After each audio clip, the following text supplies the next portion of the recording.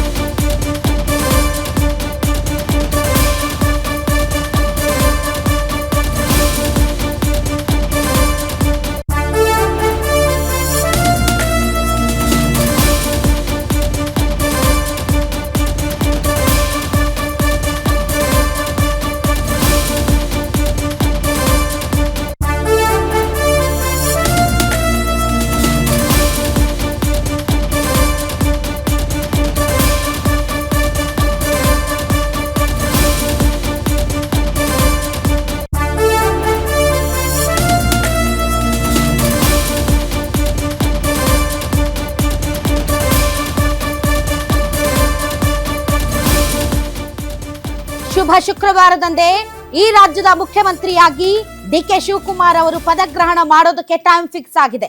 ರಾಜ್ಯದ ನೂತನ ಮುಖ್ಯಮಂತ್ರಿಯಾಗಿ ಪದಗ್ರಹಣವನ್ನ ಮಾಡ್ತಾರೆ ಡಿ.ಕೆ. ಶಿವಕುಮಾರ್ ಶುಕ್ರವಾರ. ಅವರ ಪ್ರಮಾಣ ವಚನ ಸ್ವೀಕಾರ ಸಮಾರಂಭಕ್ಕೆ ಈಗಾಗಲೇ ವೇದಿಕೆ ಸಿದ್ಧವಾಗಿದೆ. ವಿಧಾನಸೌಧದ ಮೆಟ್ಟಿಲುಗಳಲ್ಲಿ ಪ್ರಮಾಣ ವಚನಕ್ಕೆ ಸಿದ್ಧತೆ ನಡೆದಿದೆ. ಅದಾಗದಿದ್ದರೆ ಕಂಠೀರವ ಸ್ಟೇಡಿಯಂನಲ್ಲೂ ಕೂಡ ಈ ಕಾರ್ಯಕ್ರಮದ ತಯಾರಿ ನಡೀತಾ ಇದೆ. ಈ 2 ಸ್ಥಳಗಳಲ್ಲಿ ಯಾವುದಾದ್ರೂ ಒಂದು ಕಡೆ ಪದಗ್ರಹಣಕ್ಕೆ ಶೀಘ್ರ ನಿರ್ಧಾರ ಮಾಡಲಾಗುತ್ತೆ. ಈಗಾಗಲೇ ಸ್ಟೇಡಿಯಂ ಅಧಿಕಾರಿಗಳಿಗೆ ಸರ್ಕಾರದಿಂದ ಮಾಹಿತಿ ಹೋಗಿದೆ. ಪೊಲೀಸ್ ಅಧಿಕಾರಿಗಳು ಮೈದಾನಕ್ಕೆ ಭೇಟಿ ನೀಡಿ ಪರಿಶೀಲನೆ ನಡೆಸ್ತಾ ಇದ್ದಾರೆ. ಡಿ.ಕೆ. ಶಿವಕುಮಾರ್ ಪ್ರಮಾಣ ವಚನಕ್ಕೆ 30,000ಕ್ಕೂ ಹೆಚ್ಚು ಜನ ಭಾಗಿ ಸಾಧ್ಯತೆ. ಕನಕಪುರ ಎದ್ದು ಬಿದ್ರೆ ಕೂಗಿದ್ರೆ ಕೇಳುವಂತಹ ಪ್ಲೇಸ್, ಹೀಗಾಗಿ ಆ ಭಾಗದ ಜನ ಬರಬಹುದು. ಅಂಡ್ ರಾಜ್ಯಾದ್ಯಂತ ಪಕ್ಷಾಧ್ಯಕ್ಷರಾಗಿ ಅವರು ಕಾರ್ಯನಿರ್ವಹಿಸಿರೋದ್ರಿಂದ ಅವರ ಫ್ಯಾನ್ಸ್, ಅವರ ಅಭಿಮಾನಿಗಳು ಸಿಕ್ಕಾಪಟ್ಟೆ ಇರಬಹುದು. ಅವರೆಲ್ಲರೂ ಕೂಡ ಬರುವಂತಹ ಸಾಧ್ಯತೆ ಇದೆ. ಕಾಂಗ್ರೆಸ್ ಕಾರ್ಯಕರ್ತರು, ಡಿ.ಕೆ. ಅಭಿಮಾನಿಗಳು ಈ ಸಮಾರಂಭದಲ್ಲಿ ಭಾಗಿಯಾಗ್ತಾರೆ. ಆದರೆ ಎಷ್ಟು ಜನ ಸೇರ್ತಾರೆ ಈ ಸಮಾರಂಭದಲ್ಲಿ ಅನ್ನೋದನ್ನ ನೋಡ್ಕೊಂಡು ಸ್ಥಳವನ್ನ ಫೈನಲ್ ಮಾಡಲಾಗುತ್ತೆ. ಕಂಠೀರವ ಸ್ಟೇಡಿಯಂನಲ್ಲಿ ಬಿಗಿ ಬಂದೋಬಸ್ತ್ ಬಗ್ಗೆ ಈಗಾಗಲೇ ಚರ್ಚೆ ಆಗಿದೆ. ಟ್ರಾಫಿಕ್ ಸಮಸ್ಯೆ ಆಗದೇ ಇರೋ ರೀತಿ ಬದಲಿ ಮಾರ್ಗಗಳ ವ್ಯವಸ್ಥೆ ಹೇಗೆ ನಡೀಬೇಕು ರಸ್ತೆ ಸಂಚಾರಕ್ಕೆ ಅನ್ನೋದಕ್ಕೆ ಸಂಬಂಧಪಟ್ಟಂತೆ ಈಗಾಗಲೇ ಉನ್ನತ ಅಧಿಕಾರಿಗಳು ಕೂಡ ಪಕ್ಕಾ ಪ್ಲಾನ್ ಮಾಡ್ತಾ ಇದ್ದಾರೆ. ನಿನ್ನೆ ಶತಾಯಗತಾಯ ಈ ಒಂದು ಕುರ್ಚಿ ಕಿತ್ತಾಟಕ್ಕೆ ಒಂದು ಮದ್ದು ಅರಿಲೇಬೇಕು ಅಂತ ಹೈಕಮಾಂಡ್ ತೀರ್ಮಾನ ಮಾಡಿತ್ತು. ಸಿದ್ದರಾಮಯ್ಯನವರಿಗೆ ಬುಲಾವ್ ಮಾಡಿದಾಗ ಅವರ ಪಟಾಲಮೆಲ್ಲ ಅವ್ರ ಜೊತೆ ಹೋಯ್ತು. ಬಹಳ ಜನ ಅಂದುಕೊಂಡರು ಮೋಸ್ಟ್ಲಿ ಸಚಿವ ಸಂಪುಟ ಪುನಾರಚನೆಯ ವಿಚಾರ ಪ್ರಸ್ತಾಪ ಆಗಬಹುದು ಅಂತ.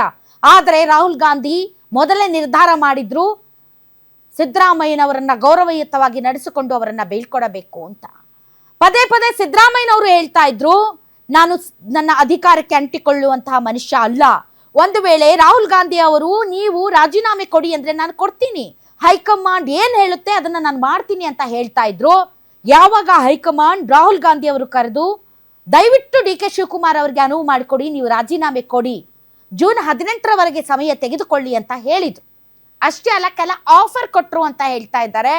ಆಫರ್ ಅನ್ನೋ ಪದನೇ ಒಂದ್ ಸ್ವಲ್ಪ ತಪ್ಪು ಅಂತ ಅನ್ಸುತ್ತೆ. ಯಾಕಂದ್ರೆ ಇಂತಹ ದೊಡ್ಡ ಮಾಸ್ ಲೀಡರ್ಗೆ ಆಫರ್ ಅಂತ ಹೇಳಲಿಕ್ಕೆ ಬರುವುದಿಲ್ಲ.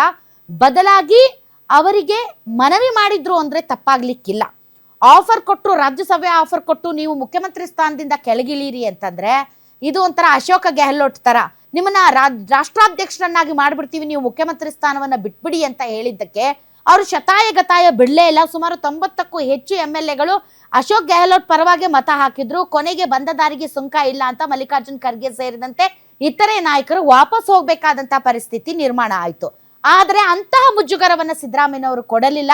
18ನೇ ತಾರೀಕುವರೆಗೂ ಯಾಕೆ ವೇಟ್ ಮಾಡಬೇಕು, ನಾನು ಕೊಡ್ತೀನಿ ಅಂತ ಅವರು ವಾಪಸ್ ಬಂದ್ರು. ವೇಣುಗೋಪಾಲ್ ಮತ್ತು DK ಶಿವಕುಮಾರ್ ಸಿದ್ದರಾಮಯ್ಯನವರು ಪ್ರೆಸ್ ಮೀಟ್ ಮಾಡಿ ಒನ್ಲೈನ್ ಆನ್ಸರ್ ಕೊಟ್ಟಾಗ ಡೆಫಿನೆಟ್ಲಿ ಸಿದ್ದರಾಮಯ್ಯನವರ ಮುಖ ಒಂದ್ ಸ್ವಲ್ಪ ಡಲ್ ಆಗಿತ್ತು. ಈ ಕಡೆ DK ಶಿವಕುಮಾರ್ ಅವರು ಒಂದ್ ಸ್ವಲ್ಪ ಮುಗುಳ್ನಗೆ ಇತ್ತು. ಆದರೆ ತಾವು ಹೇಳಿಸಿಕೊಂಡು ಮಾಡುವುದಕ್ಕಿಂತ 18ನೇ ತಾರೀಕುವರೆಗೂ ವೇಟ್ ಮಾಡೋದಕ್ಕಿಂತ ಅತ್ಯಂತ ಶೀಘ್ರದಲ್ಲೇ ನಾನು ರಾಜೀನಾಮೆ ಕೊಟ್ಬಿಡ್ತೀನಿ ಅಂತ ಜಾರ್ಜ್ ಅವರ ಮನೆಗೆ ಬಂದು ಅಲ್ಲಿ ತಮ್ಮ ಆಪ್ತರ ಬಳಿ ಸಿದ್ದರಾಮಯ್ಯನವರು ಹೇಳಿದ ನಂತರ ಈ ಸುದ್ದಿ ಸಿಕ್ಕಾಪಟ್ಟೆ ವೈರಲ್ ಆಯಿತು. ನಾಳೆ ರಾಜೀನಾಮೆಗೆ ಕುರಿತಂತೆ ಏನು ಮಾಡಬಹುದು ಅನ್ನೋದಕ್ಕೆ ಈಗಾಗಲೇ ರಾಜ್ಯಪಾಲರ ಅನುಮತಿಯನ್ನ ಕೇಳಿದ್ದಾರೆ ಮುಖ್ಯಮಂತ್ರಿಗಳು ಅನ್ನೋ ಸುದ್ದಿ ಬರ್ತಾ ಇದೆ. ಮತ್ತು ಪತ್ರಕರ್ತರು ಇವತ್ತು ಸಿದ್ದರಾಮಯ್ಯನವರನ್ನ ರಾಜೀನಾಮೆ ಕೊಡ್ತೀರಾ, ಏನ್ ಹೇಳ್ತೀರಾ ಅಂತ ಕೇಳಿದ್ದಕ್ಕೆ ಈ ವಿಚಾರದ ಬಗ್ಗೆ ನಾಳೆ ಮಾತಾಡ್ತೀನಿ ಅಂದ್ರು. ಟಿಪಿಕಲ್ ಸಿದ್ದರಾಮಯ್ಯನವರಾಗಿದ್ರೆ ಯಾರು ಹೇಳಿದ್ದು ರಾಜೀನಾಮೆ ಕೊಡ್ಬೇಕು ಅಂತ? ಅದಂಗ್ರೆ ಹೇಳ್ಬಿಡ್ತೀರಾ? ರಾಜೀನಾಮೆ ನಾನೇ ಯಾಕ್ರೆ ಕೊಡ್ಬೇಕು, ಮುಂದಿನ 2 ವರ್ಷಗಳ ಕಾಲ ನಾನೇ ಮುಖ್ಯಮಂತ್ರಿ ಅಂತ ರಿಯಾಕ್ಟ್ ಮಾಡ್ತಿದ್ರು. ಆದರೆ ಅವರು ನಿರ್ಧರಿಸಿರುವುದರಿಂದ ಈ ವಿಚಾರದಲ್ಲಿ ಅವರು ತಾವೇನ್ ಮಾಡ್ಬೇಕು ಅನ್ನುವಂಥ ಕ್ಲಾರಿಟಿ ಅವ್ರಿಗಿರೋದ್ರಿಂದ ನಾನು ನಾಳೆ ಮಾತಾಡ್ತೀನಿ ಅಂತ ಸೌಮ್ಯವಾಗಿ ಉತ್ತರಿಸುವುದರ ಮೂಲಕ ನಿರ್ಗಮಿಸಿದ್ರು ಸಿದ್ದರಾಮಯ್ಯನವರು. ಈ ಮಧ್ಯೆ ಸಿಕ್ಕಾಪಟ್ಟೆ ಬೆಳವಣಿಗೆಗಳು ನಡೀತಾ ಇದೆ. ಸಿದ್ದರಾಮಯ್ಯನವರ ಆಪ್ತರು ಬೆಂಬಲಿಗರು ಅವ್ರ ನಿವಾಸದತ್ತ ಬರ್ತಾ ಇದ್ದಾರೆ. ನೀವು ಯಾವುದೇ ಕಾರಣಕ್ಕೂ ರಾಜೀನಾಮೆ ಕೊಡಬೇಡಿ ಅಂತ ಹೇಳ್ತಾ ಇದ್ದಾರೆ. ಇನ್ನೇನು 3 ಗಂಟೆಗೇನೋ ಅಹಿಂದ ನಾಯಕರುಗಳ ಒಂದು ಸಭೆ ಇದೆ ಅಂತಲೂ ಕೂಡ ಹೇಳ್ತಾ ಇದ್ದಾರೆ. ಬಟ್ ಸಿದ್ದರಾಮಯ್ಯನವರು ಇಷ್ಟು ಈಸಿಯಾಗಿ ಒಪ್ಕೊಂಡ್ಬಿಡ್ತಾರೆ, ಸಿದ್ದರಾಮಯ್ಯನವರು ಇಷ್ಟು ಈಸಿಯಾಗಿ ನಿರ್ಗಮಿಸ್ತಾರೆ, ಸಿದ್ದರಾಮಯ್ಯನವರು ಹೈಕಮಾಂಡ್ ಮಾತನ್ನ ಇಷ್ಟು ಬೇಗನೆ ಚಾಚು ತಪ್ಪದೆ ಪಾಲಿಸ್ಬಿಡ್ತಾರೆ ಅಂತ ಯಾರು ಅಂದ್ಕೊಂಡಿರಲಿಲ್ಲ. ಇದೊಂದು ಸ್ವಲ್ಪ ಡಿಲೇ ಆಗಬಹುದು ಅಂತ ಎಲ್ಲರೂ ಕೂಡ ಭಾವಿಸಿದ್ರು. ಆದರೆ ಸಿದ್ದರಾಮಯ್ಯನವರು ಯಾವುದೇ ಡಿಲೇಗೆ ಅವಕಾಶ ಇಲ್ಲದ ರೀತಿಯಲ್ಲಿ ರಾಜೀನಾಮೆ ಕೊಡೋದಕ್ಕೆ ಸಿದ್ಧರಾಗಿದ್ದಾರೆ.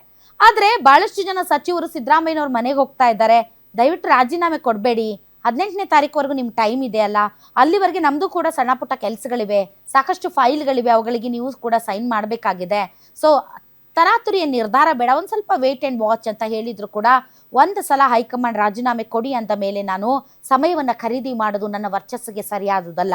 ಹಾಗಾಗಿ ಅವ್ರು ಹೇಳಿದ ತಕ್ಷಣ ಕೊಟ್ಟರೆ ನನಗೂ ಮರ್ಯಾದೆ ಮತ್ತು ಅವ್ರಿಗೂ ಮರ್ಯಾದೆ ಅನ್ನುವಂತಹ ನಿರ್ಧಾರಕ್ಕೆ ಸಿದ್ದರಾಮಯ್ಯನವರು ಬಂದಾಗಿದ್ದು, ನಾಳೆ ರಣದೀಪ್ ಸುರ್ಜೇವಾಲಾ ಅವರು ರಾಜ್ಯಕ್ಕೆ ಆಗಮಿಸಿ ಶಾಸಕರ ಜೊತೆ ಮಾತನಾಡ್ತಾರೆ ಮತ್ತು CM ಸಿದ್ದರಾಮಯ್ಯನವರು ಕೂಡ ಮುಖ್ಯಮಂತ್ರಿ ಸ್ಥಾನಕ್ಕೆ ರಾಜೀನಾಮೆ ಕೊಡ್ತಾರೆ.